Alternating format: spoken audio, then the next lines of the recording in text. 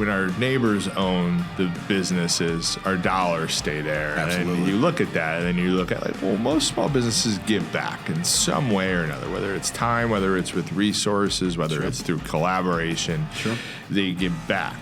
So if we could highlight them and get their stories out there, like we get to know our neighbors. I was noticing with small businesses, a lot of them, unfortunately, were not set up to be as successful as possible. Not based on the passion, not based on the desire, not even based on the products they were providing, but based on the fact that they were not able to have a spend when it comes to promotion, when it comes to marketing. And I just, what's in my heart? My heart is at making sure that those folks have an opportunity that they wouldn't typically have. Across all our social media platforms, we're 2,000 plus. So when we put out an interview on the Ill Noise Business Playbook, we are giving that underdog an opportunity to tell their story.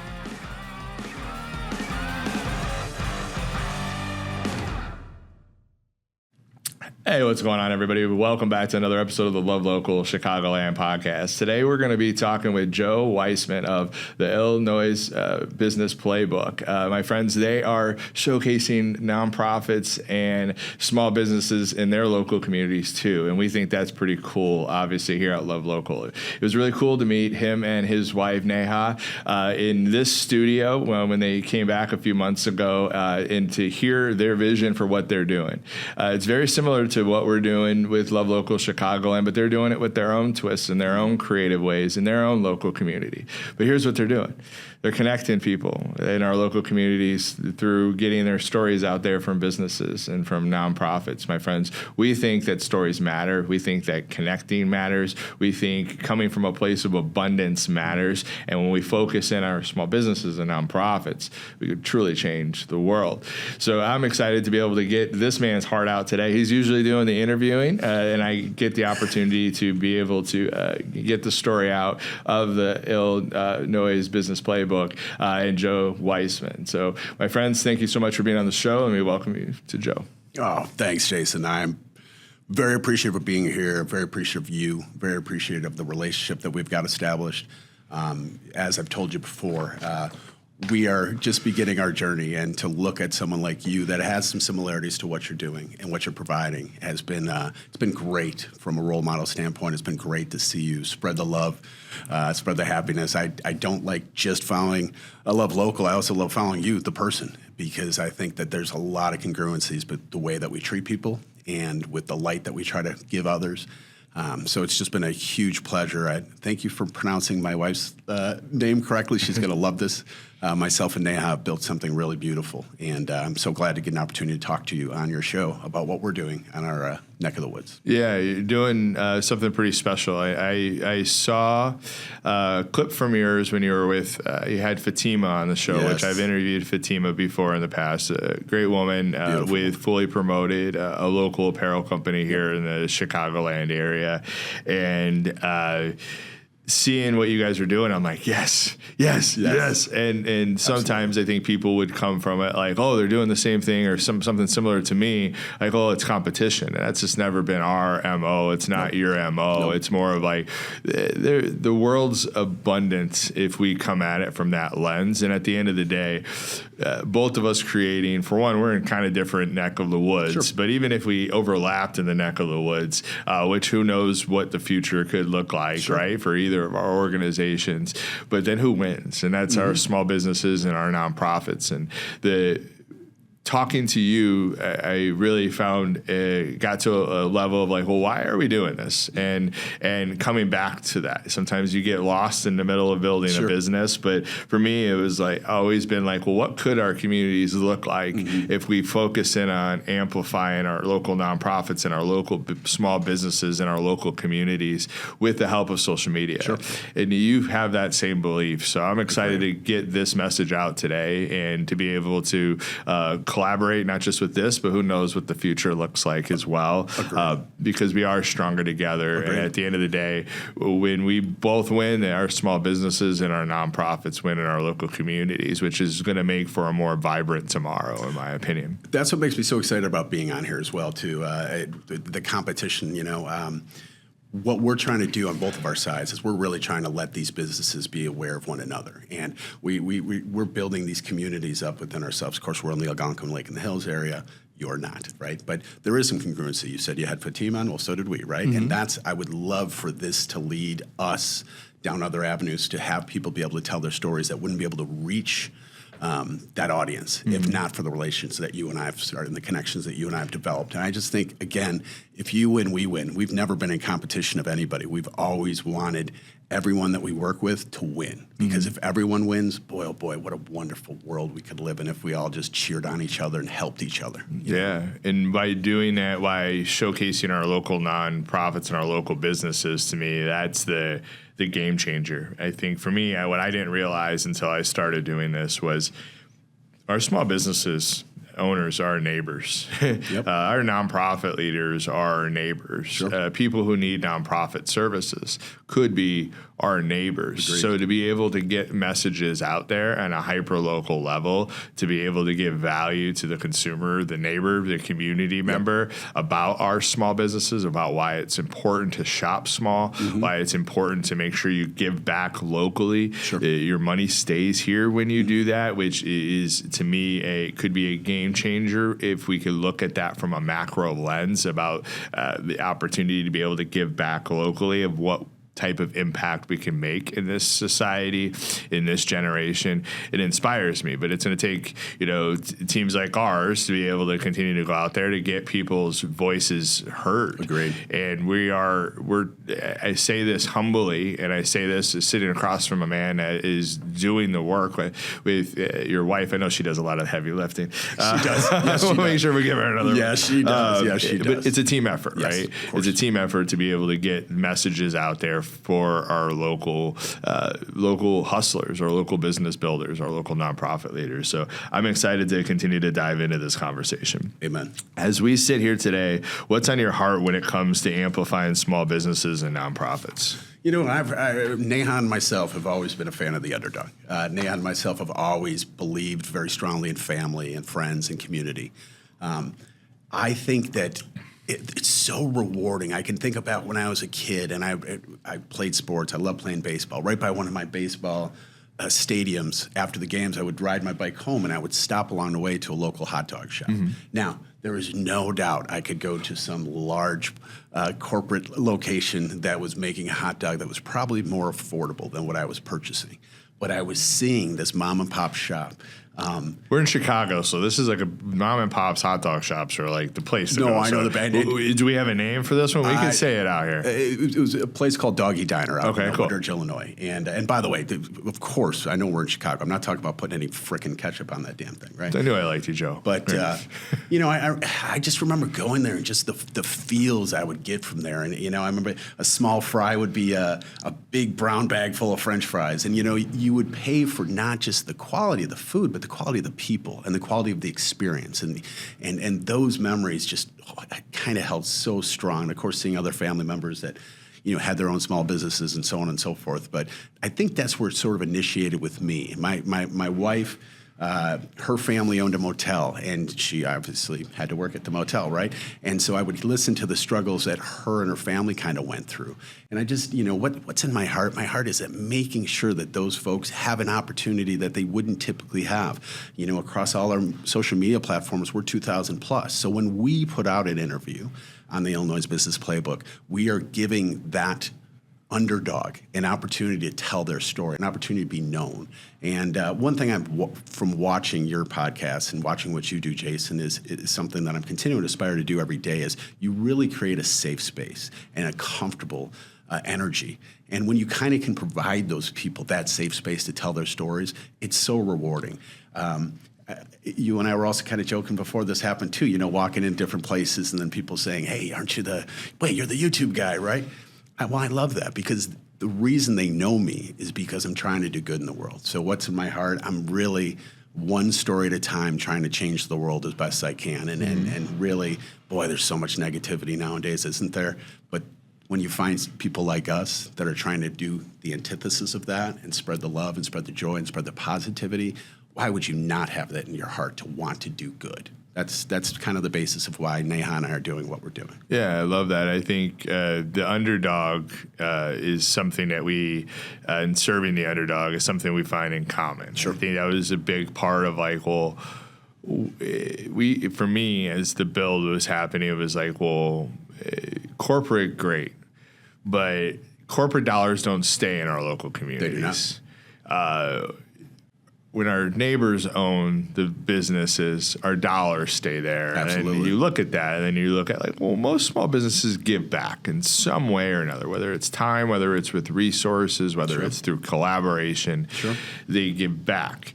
So if we could highlight them and get their stories out there, like we get to know our neighbors and we get to know what flips, their switch to be able to do good in this world too. To me, I think, by doing that and serving and showing up in that way, we really could create a vibrant tomorrow. And it's not something I say with an understatement. It's why I've been just huge on loving local and doing it in our own way. So to see you guys do that in your own way, in your own creative niches, collectively and collaboratively with people is like, well, yes, keep going. Yeah. And because at the end of the day, our neighbors win. And our neighbors' stories matter. Agreed. And I think that's important. Jason, conceptually speaking, there was a movie back in the day, and I'm sorry to throw out this, I'll probably reference a Song Without a Day or a Movie Without a Day, but there was a movie called Pay It Forward, and I hope you've seen that before, right? And conceptually, that's what Neha and myself are trying to create. We are trying to pay it forward because we know if we can help folks out, then we're going to already put it in their head, right, to be of service. Somebody's providing something for them, well, why not? Why don't they provide something for someone else? And the domino effect when you really see what that movie was all about, but really what we're actually collectively trying to do with the environments and the formats that we're doing these, we are trying to pay it forward. We are trying to help others with the listen, all I want you to do, Fatima, for instance, is just go help a couple other people out. Come on my show, spread your story, and then if you find somebody else out there, help elevate them in the same manner that we're trying to elevate you as well. I just think it does, it creates this chasm of good.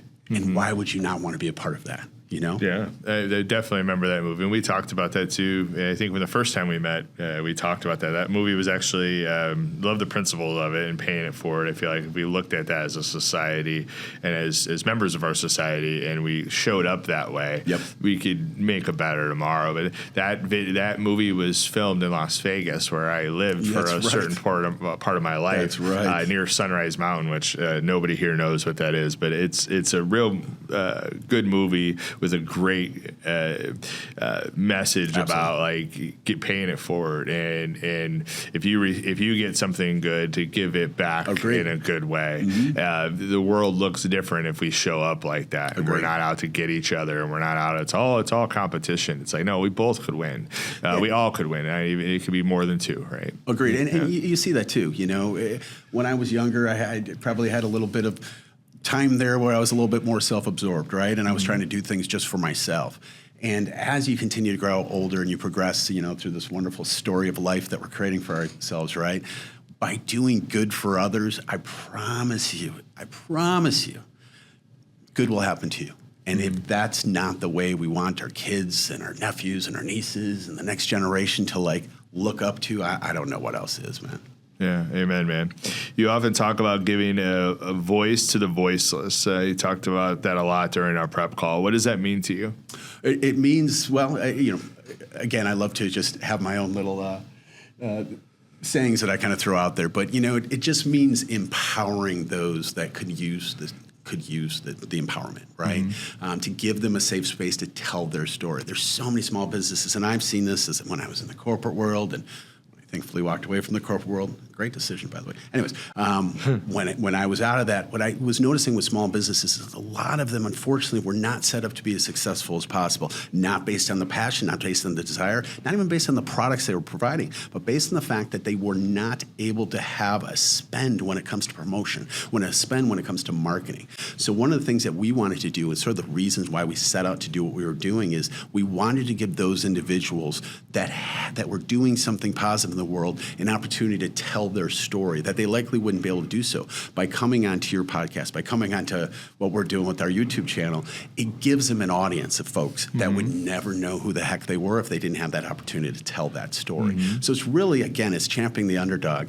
We want to make sure that everybody gets to learn who the heck Rocky is, not just Apollo Creed. Sorry, I'm going to go ahead and use old movies. But, it's just really trying to make sure we're empowering those that need to have that empowerment. And just as I was saying before, when you can create, which you've done a wonderful job with, my friend, but when you can create a safe space and comfortability, I tell folks all the time before I interview them, hey, let's just pretend we went to a bar, we're sitting at the bar, we're just talking about your business, or let's pretend we're on a park bench, we're just talking about your business.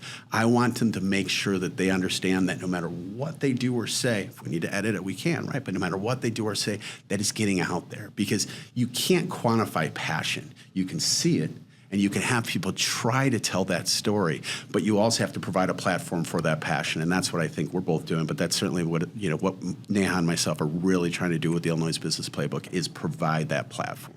Yeah, I love it. It's off of what you're saying, is serving the underdog, giving a voice to the voiceless.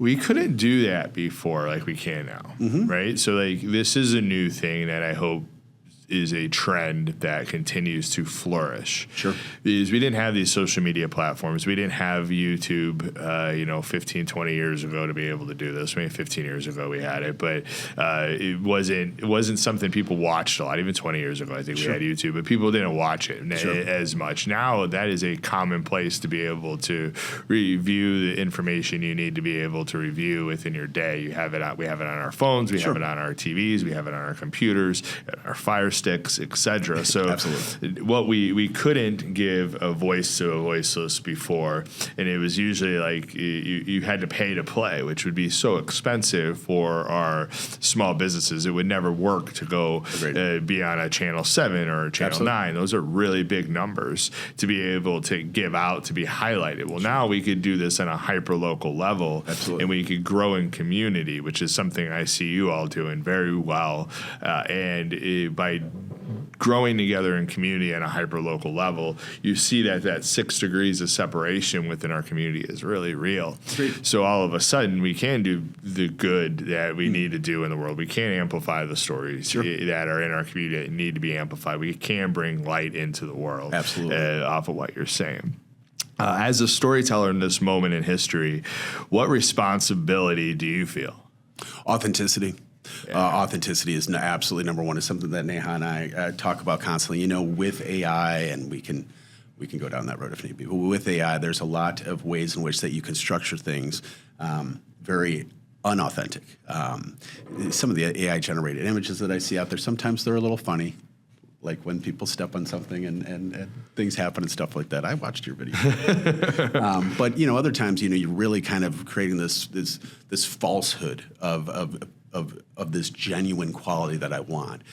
So the biggest thing that we truly try to get for is authenticity. And I tell folks that beforehand. I want to hear your story. I don't want to hear mixed messages. I don't want to hear a cloudy version of your story. I want to hear about you, the person. I want to hear you, the business. It takes a lot to say to yourself, hey, you know what?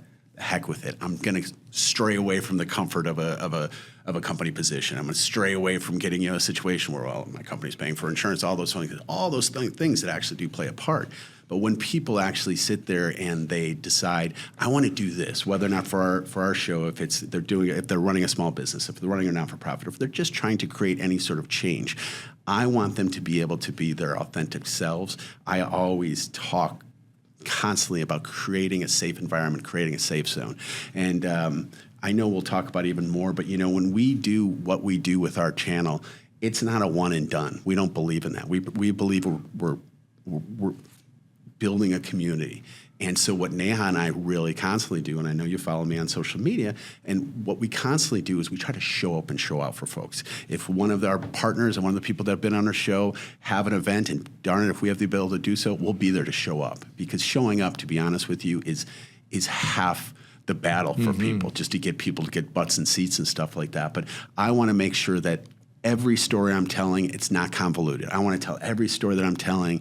I'm getting to the heart of what these folks are going through. So authenticity is the number one thing that we preach, and we're just continue to want to make it as authentic as possible. I love that. I think AI is great.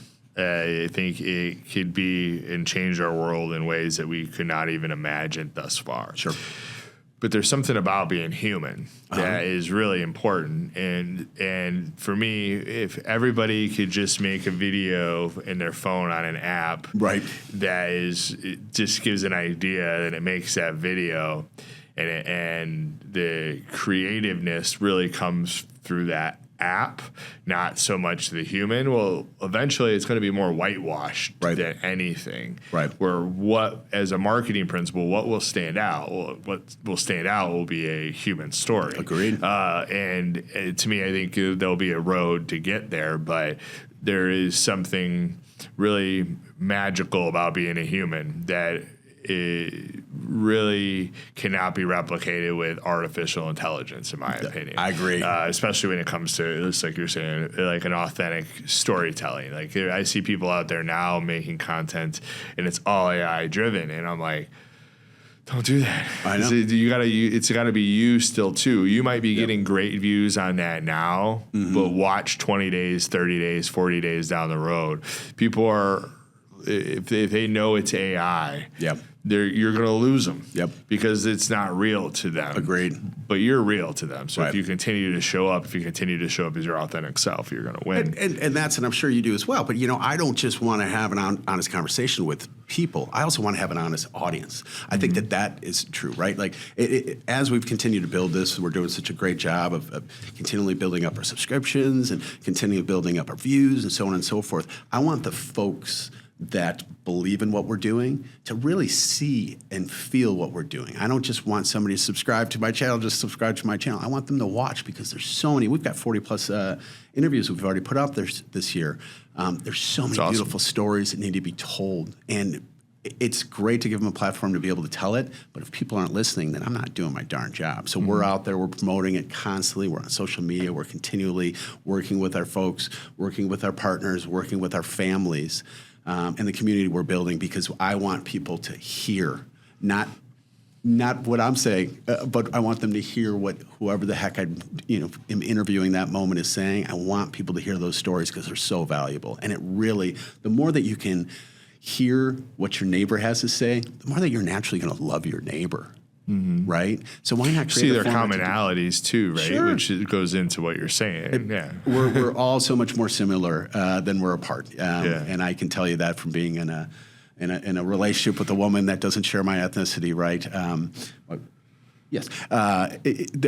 Ultimately, we all just want to do good. We all just want our family and loved ones to do well in the world. I'm trying to extend my family and loved ones from just beyond the people that are blood related to me or related to marriage, but just people in general. Those are still part of my family, the community that we're building.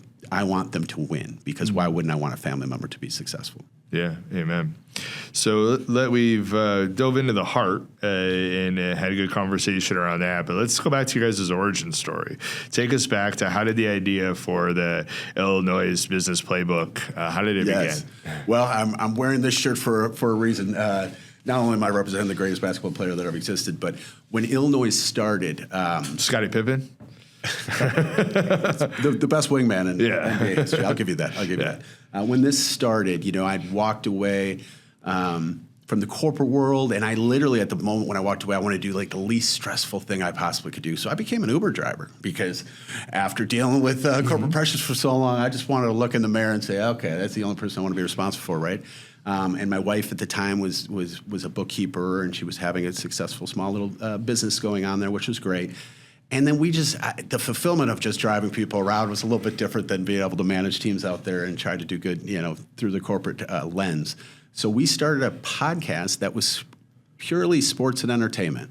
And we're both from Illinois, and I just, boy, oh boy, I love doing creative writing, so I just played around with the word and just made Ill Noise. And so we had the Ill Noise podcast, and it was basically just sports and entertainment. We were just having fun. It's just me and my wife giggling, everything along the way. Well, somebody mentioned to us, you've got such a natural way with each other. why wouldn't you guys do something different? Like maybe, I don't know, like maybe interview folks and stuff like that, put them on your show. And then we started thinking, well, okay, I was telling Neha, your parents were all about having a small business. I watched my grandfather have a small business. I remember friends and family having small businesses. Why, you're a small business. Why not tell the stories of people just like you, Neha? And so then we made the switch and we said, okay, let's give this a shot. And we actually had started it in 2024, at the end of 2024, just having fun. And we had some different ways in which we had to tweak it to kind of get to where we're at now and stuff. But we just wanted to make sure that we could kind of really do good in this world. We don't have any biological children ourselves. We're very well aware of what our legacy can end up being, and I wanted very strongly for this to be part of my legacy. I've been in the non-for-profit world trying to help others. I've been in the corporate world trying to manage others and develop employees. But darn it, I want to just make sure that I am doing something so when it's all said and done, and just like my wife says, hopefully 50, 60, 70 years from now, right?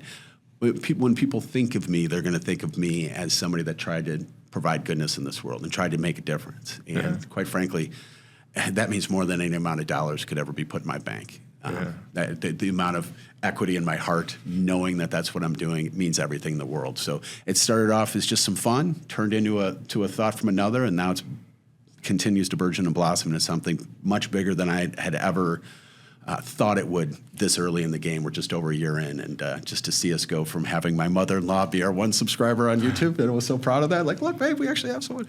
To now have it over 770. It's been beautiful just watching it take off the way it has. Yeah, it's because you're showing up for people in an authentic way, and you're continuing to chisel upwards and to continue to grow. So what that will continue to do for you will be abundant. I think for me, we saw a shift here in year 3 of it. It wasn't always the podcast; it was in the community. But after year 3, things kind of flipped, and it kind of started going this way. Where now, like we're going to make the Chicagoland portion more nonprofit driven. That's awesome. As a wing of our company, because we think it's a better way to show up in the community for others. Sure. Everybody has their road and their story. It's about showing up, starting, and then continuing to go in your authentic self. Yep. And that's exactly what you're doing. So kudos, man. Thanks, brother. How did your past in leadership, corporate life, and nonprofit work shape this mission? Oh, huge, right? So from the get-go, everybody's got a story to tell, right? But as a young person in this world, I always felt the need to want to help others just in general. And that worked out rather well for me. So, I went to Northern Illinois University, received my psychology degree, got out of college, and I was like, well, what the heck am I going to do? So I ended up working in the not-for-profit sector. I worked at a residential treatment facility that was in Addison, Illinois at the time, Lutherburg Child and Adolescent Center, no longer there. But boy, all those stories and all the love from there still never will leave me. So that working in the not-for-profit sector for the 5.5 years that I was doing so really showed me why it's so important to kind of help those that need the most help. And I carried that on with me through different excursions in the corporate world where I ended up managing others and knowing that I was always successful if I allowed the other individuals on my team to have a road to reach their own personal success. That's what I always felt good. Of course, everybody wants to be promoted and everybody wants to make a certain decent amount of money, take care of stuff. I get all that. But what I really have always enjoyed is really just helping others and really trying to help people become the best versions of themselves. And, by working with folks and, seeing the way that people would feel about having somebody that believed in them, it comes from my childhood, carried on to the not-for-profit sector, and worked through the corporate sector as well. It's just part of who I am. And my wife she's an amazing individual that you obviously had the luxury of meeting the last time we were here. She has that goodness quotient too. I think that's why I fell in love with her, because she just wants to see other people win. She wants to make sure everybody's doing okay. If she sees you, she's going to make sure, do you need something to drink? Do you need something to eat? That's just who she is. She's just a giver. And I think that we merge together because we would much rather give than take. And I think that's conceptually why we get along so well as a partnership, but why we do so well in the mission of what we're trying to create with the Ill Noise Business Playbook, because we just want to make sure we're providing the platform for people to be elevated, to be helped, and to do as well as possible. And as I say, we'll show up and show out. One of our folks has an event, we'll be there, we'll take pictures, videos if need be, we'll go ahead and go on Facebook and we'll check in and all that fun stuff. We're doing so for a reason, because we love these people and we believe in these people, and we know that we can create more awareness for whatever the heck they're doing. When you have the opportunity in this world to show up and show out, why in the world are you sitting in the corner? Stand up. Yeah. Amen. You said during our prep talk that small businesses are the heartbeat of the community. Why do you think so? Oh, it's because it's a legacy of love that they're all trying to create.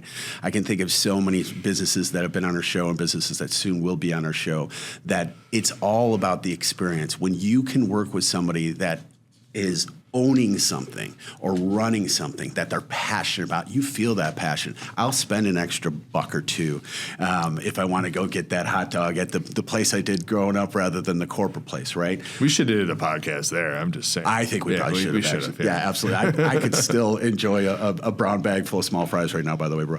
But, it really, when you show that community love, it's a trickle-down effect. Trickle-down effect in economics might not work, Jason, but trickle-down effect support and love always will. If you show up for your folks, if you show that you care about them, they're going to come.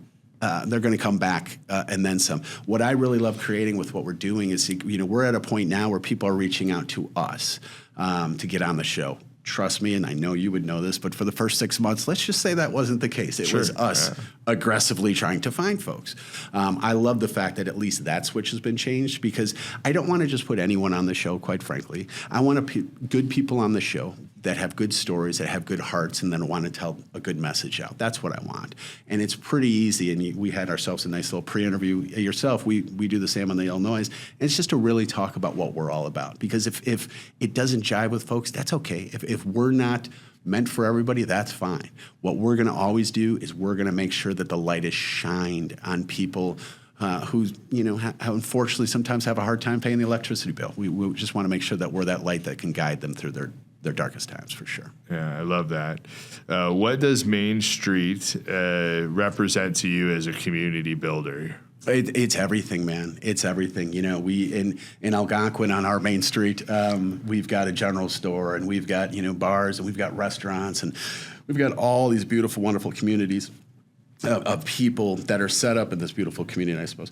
And everybody's cheering each other on, because I'm not talking about, I don't live in Chicago, right? So it's not like in Chicago and downtown area where, pretty much if you set up a good business, you're going to survive, right? Those small businesses need activity in order to keep going.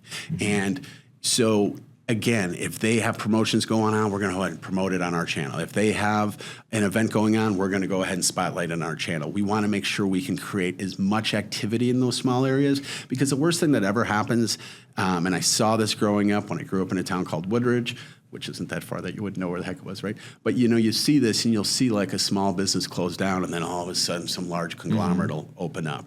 And you realize that that's one of your family members. That's one of your neighbors. That's the lights are being turned off for. So every time you can, get out there, man. Get out there, show support for folks. It builds more of a sense of we're all in this together. So let's all make sure we support each other and all make sure that we show up for each other.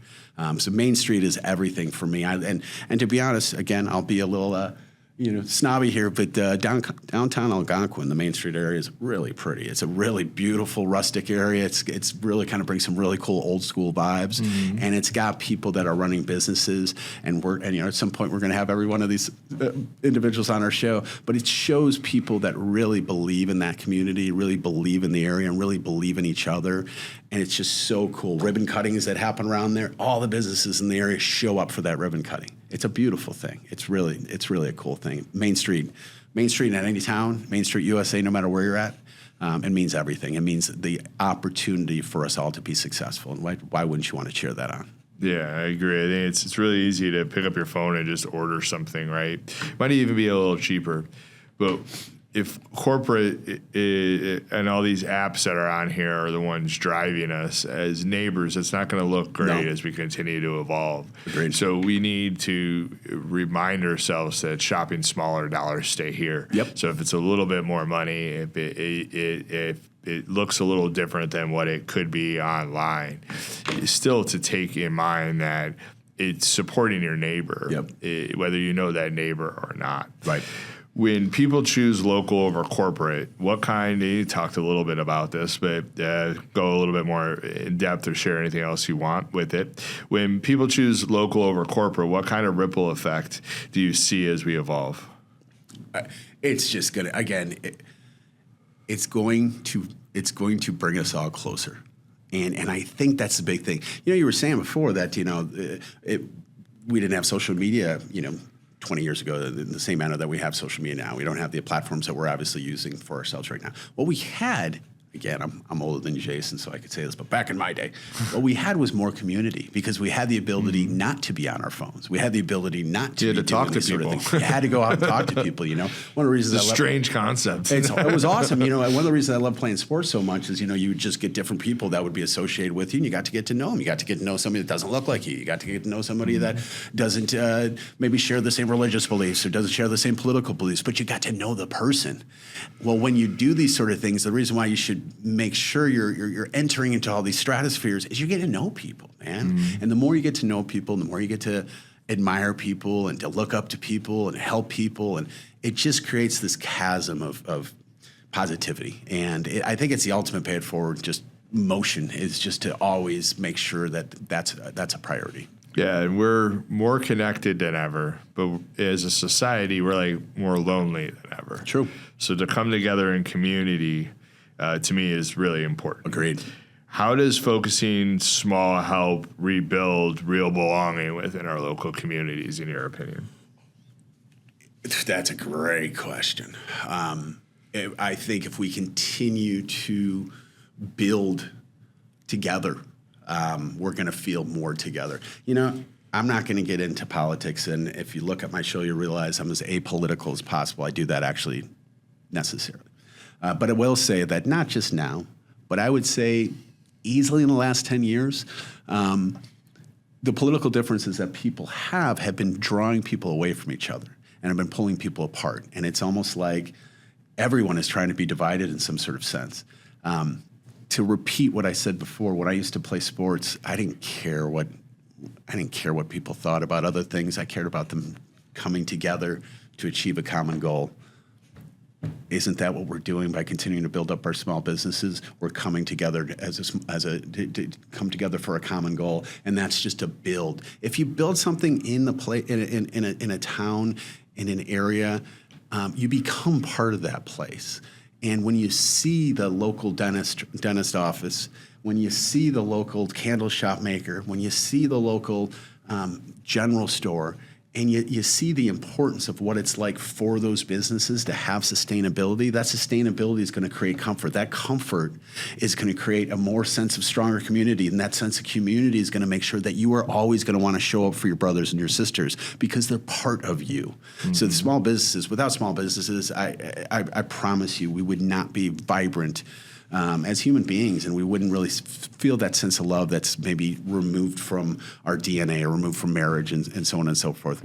With small businesses, we have people to champion, we have people to believe in, and when we believe in others, naturally we'll believe more strongly in ourselves. Yeah, we come together over the commonalities that we have instead of the differences that we have. Right on. You're a Cheers fan too. We're dating ourselves now, but you referenced Norm. Yes. Why is from Cheers? Yes. Why is being known so powerful in our local communities? Yeah. So I'll just dip this back because Jason and I might have a couple of years, and some of the folks watching this. But Cheers was a very fun show in the 80s. And when Norm from Cheers would walk into the location, everybody in the building would say his name. It was very, very famous.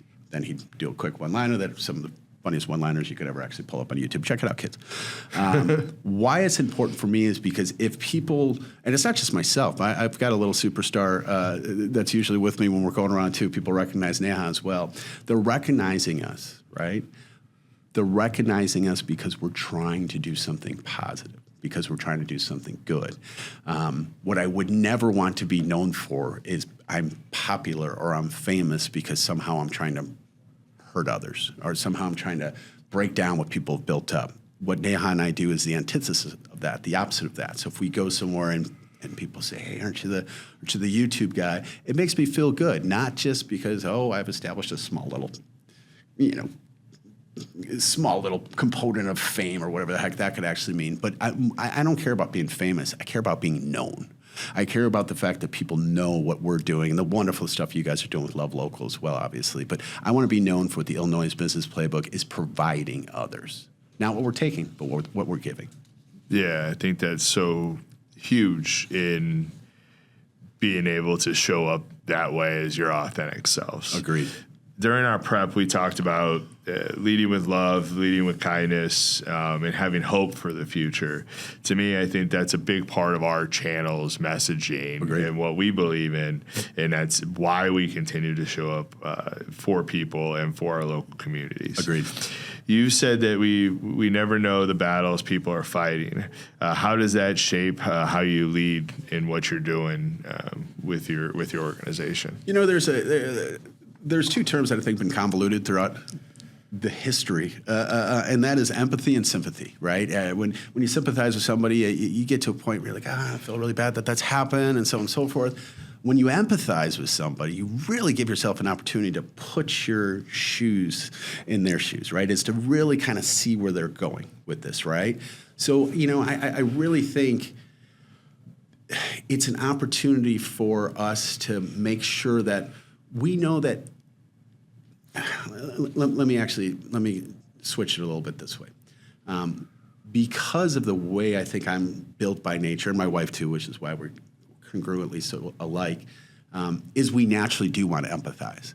And if I go to a restaurant and for some reason the wait staff maybe isn't so pleasant, I'm constantly reminding myself that we don't know what that person is going through. We don't know, right? And a lot of these small business owners, when I say we don't know the stories, we don't know what they gave up. I walked away from the corporate world, and I can tell you, I was doing pretty decent, right? And so to kind of jump out of that and just do something different, it took a lot, right?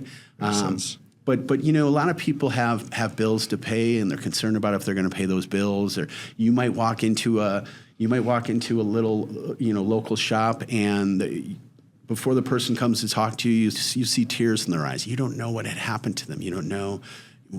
I mean, I don't want to say the negative things that obviously can happen, but it's life, yeah. Yeah, life just happens. So I always think it's really important, especially with small businesses, how much of a leap of faith it means to believe in yourself and believe in what you want to throw out there to the world, to really try to be as empathetic as possible and understand that we don't know. And to be honest, I think if we all really walk through this world with that thought, if we don't know what someone else is going through, we'll be more patient, we'll be more kind, we'll be more understanding, and we'll also give that individual, the closer that we actually develop some connection with them, the ability to maybe share with what they are dealing with. And then maybe all they needed was just an open ear. Maybe they just needed to get something off their chest. But I think it's really imperative, not just with small business, not-for-profits, change agents, and not if somebody just sees me, I'm going through whatever I'm going through, right? But just be patient with folks. Be kind to folks. You don't know. Maybe they lost a significant other. Maybe somebody's in really bad sick shape. You don't know.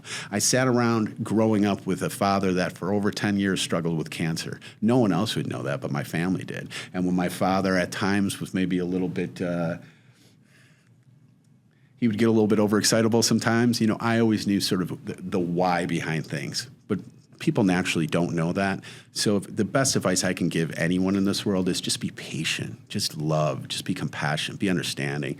I promise you, at some point, that person's going to feel better. And the next time you see that person, I guarantee that interaction will be more positive.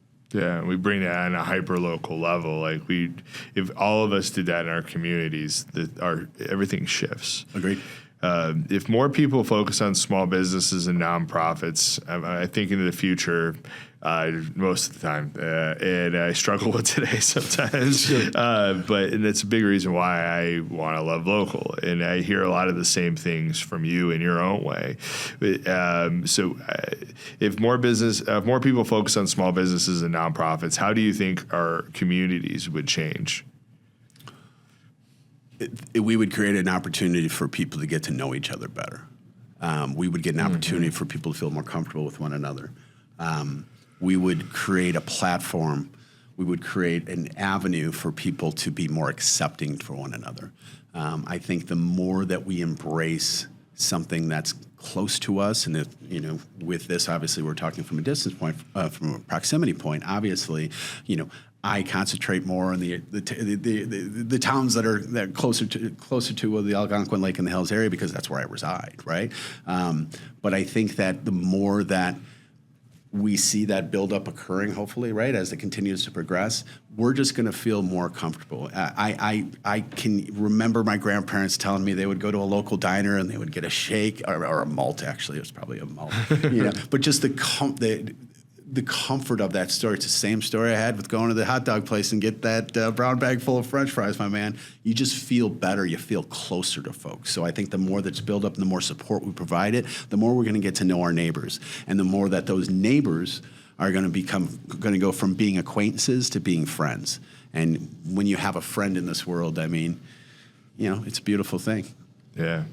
I agree with you. We're getting ready to wrap up. I have a few more questions. Sure. But you talked a little bit about legacy beforehand and kind of why it's a driver for you. Absolutely. And I want you to share a little bit more. When you think of your own legacy, what do you want people to say you built? Oh, I want them. Wow, that's a loaded question, but I love that. Right. I want them to see that I've built something sustainable through positivity. I want them to, when people just reflect on me in general, and this is before I became a YouTube person, by the way, I wanted them not to remember any sort of monetary transaction that could have ever occurred between the two of us, but I wanted to make sure that they remembered how I made them feel. I think that's the key to life. So what I want to continue to do with this is just to continue to create this burgeoning community of folks that really get to know each other in the way and the manners which I'm getting to know a lot of these folks. I want this legacy to be something that when you think of Joe and Neha Weisman, people will realize they really tried to do something positive in this world. That's the greatest legacy I could ever have. If my niece can look up to me one day, and my brother can keep smiling, and my mother can keep feeling the way she feels, and knowing that their son and their uncle and their brother and their son-in-law, brother-in-law, if they just know that I've tried to create something positive and doing it with the person that I care about so much, that's the legacy that I want for myself and for the Ill Noise Business Playbook, that we're just trying to create change in this world for the better. I dig it, man. What final words or encouragement do you want our audience to take away from today? Well, first off, it's the first time I looked over the camera. First off, I would definitely just want people to know that you said it right off the bat, and I just want to make sure that this is stated one last time. We are not in competition with one another, my friend. We just aren't. We are two like-minded souls. So I definitely want people to realize that you and I are not faking for the cameras, that we do have a very positive relationship and an increasing friendship, and I really respect that, and I enjoy that. But I really want people to know that with both of our platforms, if they realize that they have an important story to tell that can affect people's lives and do something positive, then to reach out to, I'll just speak for myself, but to reach out to the Ill Noise Business Playbook. We would love to give them that format. Right now it's 15 minutes of fame. As next year progresses, we might extend them a little bit. I don't think we'll ever get this long, Jason. You're pretty darn good at what you're doing. But I just want people to realize that we're trying to create a platform for others. We're trying to elevate those voices. We're giving a voice to the voiceless. We referenced Fatima before when she was doing an interview with me. She was saying how inspiring Neha and I were to her, and I was telling her that it was the same way back, and we came up with this concept called reciprocal inspiration. And I just love that, right? If I can inspire you, Jason, and somehow you can inspire me, man, oh man, how beautiful. Totally. How beautiful would that be? So I just want people to realize that we are trying to do something in this world and make a difference. And it's right now it's one story at a time, and we're going to keep going and keep driving and just keep trying to get those stories out and those people elevated because they're important. Yeah, I dig it, man. And we say we're stronger together a lot, and I hear you saying that in your own words. Absolutely. And I do think that we could all of us could come from a level of abundance. And if we do that with an uplifting hand, we could make a stronger tomorrow. Agreed. For anyone wanting to connect with you or follow you on your journey, where can they connect with you at? Tell us where to follow you guys. Absolutely. So it is the Ill Noise Business Playbook. You're going to see what it's typed up here when Jason has us out and stuff like that, but it's not the Illinois. It's the Ill Noise. We have a presence on Facebook. We have a presence on Instagram. We have a presence on LinkedIn. TikTok we're still TikToking our way through that thing. Obviously, we have our YouTube channel, the Ill Noise Business Playbook. People do this on my show all the time, so do it on your shows. If you also would like to reach out to us, you can contact us at 224-478-2431. But literally, if it's not anyone that's just watching this, if they personally have a story to tell, but if they know somebody that would be a good fit for our show, we'd love to hear from them, and we'd love to help them. I'm really honored. I know you are as well, Jason, but I feel really blessed and honored that I have the opportunity to do what I do right now. And I just want to keep churning along. I want to keep trying to be as successful as possible. I want to keep supporting what you guys are doing, the beautiful things that you guys are doing here at Love Local, because I love it. So you keep throwing those stuff up there, and you'll see my likes and loves, either from Ill Noise or for myself individually. But reach out to us. Reach out to Neha or myself. If you see Neha or myself, it's pretty easy to figure out who we are. We're very, I don't think there's a lot of Neha and Joe Weismans out there. So say hi, and we'd love to hear from you. Yeah, man. Well, thank you for being on the show today. Thank you for you and Neha showing up consistently for other people to be able to get their stories out there. I think that's really important, and I think my hope, not just with what we're building, but with what this collaboration conversation is more just to inspire others to do this in their own local communities. Agreed. Right? We're only as strong as our own local communities. Who knows where the future will go? But right now, show up for your own community. Right. If you have this want yourself, get it out there. If you want to get your story out there, if you're in, you're in Algonquin, Lake in the Hills, Crystal Lake area, right? Hit you up. And I think that's just so important. But thank you for being on the show. You got it, brother. Thank you for showing up for other people. It means the world to us here too. And thanks for having this good conversation. Awesome, brother. Appreciate it. My pleasure, man. My friends, we're better when we focus in on being the best we can where we're at.